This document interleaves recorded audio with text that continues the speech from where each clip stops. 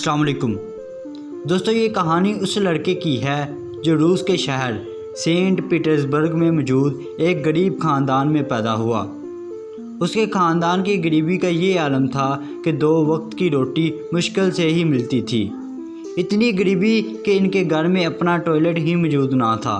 اس کا خاندان محلے میں موجود پبلک ٹوائلٹ استعمال کرتا تھا، لیکن پھر اس لڑکے نے بڑے ہو کر کچھ ایسے کام کیے کہ اس نے اپنے ساتھ ساتھ پورے روس کی تقدیر ہی بدل ڈالی۔ ہم بات کر رہے ہیں روس کے سب سے پاورفل لیڈر ولادیمیر پیوٹن کی۔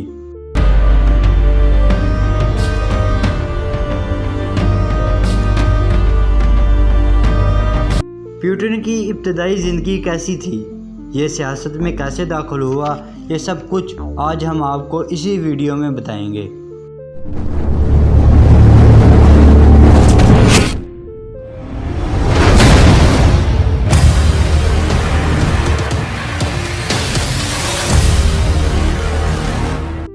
پیوٹن نے روس میں تب آنکھ کھولی جب روس نہیں بلکہ سوویت یونین یا سوویت روس کہلاتا تھا۔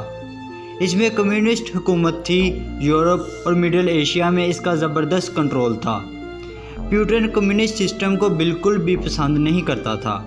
پیوٹن کا بچپن مشکلات اور تنگی میں گزرا تھا۔ محلے کے بدمعاش لڑکے کبھی کبھار اس کی خوب پٹائی کرتے۔ اس نے ان بچوں سے بدلہ لینے کے لیے کراٹے بھی سیکھ لیے۔ پیوٹن نے یوں تو وکالت کی ڈگری حاصل کی، لیکن وہ اس شعبے میں جانا نہیں چاہتا تھا۔ ان دنوں روس کی مشہور زمانہ خفیہ ایجنسی KGB کا زور تھا۔ وہ اتنی طاقتور تھی کہ سوویت یونین کے بڑے بڑے لیڈر اس سے خوف کھاتے تھے۔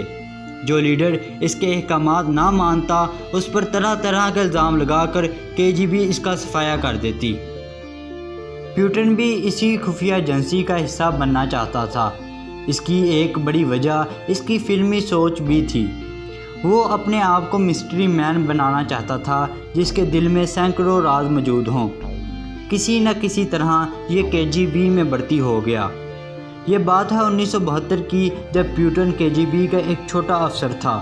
اس کی پوسٹ مشرقی جرمنی میں کی گئی۔ اس کی بڑی ذمہ داریاں سیاسی بغاوتوں کو کچلنا اور دشمن کے ممالک کی خفیہ ایجنسیوں جیسے CIA کے پلانز کی مخبری کرنا تھی۔ جب سوویت یونین کا 1988 میں افغانستان سے انخلا ہوا، تب پیوٹن واپس اپنے شہر سینٹ پیٹرزبرگ آ گیا۔ چونکہ اس کا ایجنٹ بننے کا خواب اب پورا ہو چکا تھا، لہٰذا اس نے KGB سے ریزائن کر دیا۔ سینٹ پیٹرزبرگ کے میئر نے اسے اپنے ایڈوائزر کی نوکری دے دی۔ افغانستان سے شکست کے بعد سوویت یونین بہت کمزور ہو گئی تھی اور اس کا خاتمہ اب صاف ظاہر تھا۔ پیوٹن نے اپنے KGB کے کام سے نہ صرف عمدہ تجربہ حاصل کیا، بلکہ بڑے بڑے لیڈرز اور جنرلز کے ساتھ اچھے روابط بھی قائم کیے۔ وہ اس تجربے اور تعلقات کو اب سیاست میں انویسٹ کرنا چاہتا تھا۔ 1991 میں سوویت روس کے خاتمے کے بعد پیوٹن روس کی نئی خفیہ ایجنسی FSB کا ہیڈ بن گیا۔ اس نے روس کے صدر بورس یلتسن کے ساتھ بہترین تعلقات بنائے۔ پیوٹن بہت چلاک اور شاطر ایجنٹ رہ چکا تھا۔ اس نے یلتسن کو ایسا شیشے میں اتارا کہ بورس یلتسن نے اسے 1995 میں روس کا وزیر اعظم بنا دیا۔ اس نے اس عہدے پر فائز رہتے ہوئے بہت سے حیران کن فیصلے کیے، لیکن وہ روس پر پوری طرح ہولڈ چاہتا تھا۔ اس کی نظریں اب صدر کی کرسی پر تھیں اور قسمت نے اس کا بھرپور ساتھ بھی دیا۔ ہوا یہ کہ 1999 تک بورس یلتسن بہت بیمار پڑ چکا تھا۔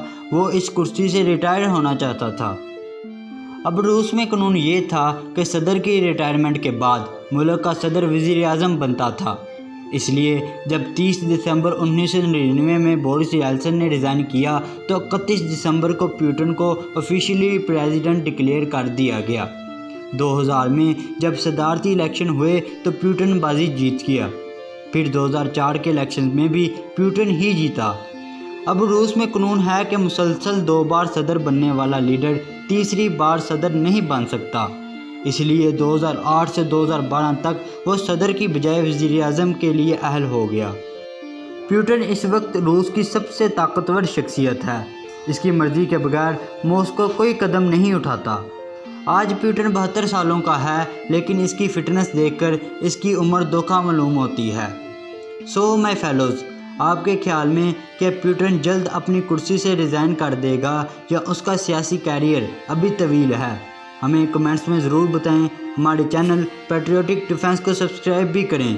اللہ آپ کا حامی و ناصر ہو۔